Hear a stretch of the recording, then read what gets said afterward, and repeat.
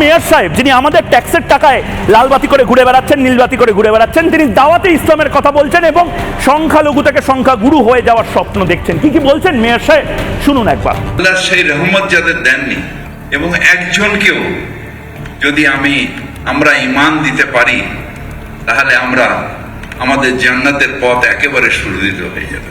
যারা দুর্ভাগ্য নিয়ে জন্মেছে, যারা ইসলাম নিয়ে জন্মায়নি, তাদের দাওয়াতে ইসলাম অর্থাৎ ইসলামের দাওয়াত দিয়ে তাদের মধ্যে নিয়ত নিয়ে ঈমান নিয়ে আসলে এটা আল্লাহ তাআলাকে খুশি করা হবে।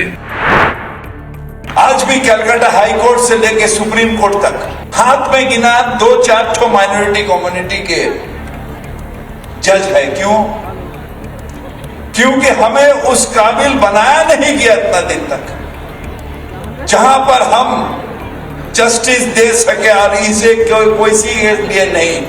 और आप सबके मेहनत ये पूरा कर सकता है जहां पर हम जस्टिस देने के लायक बन गए।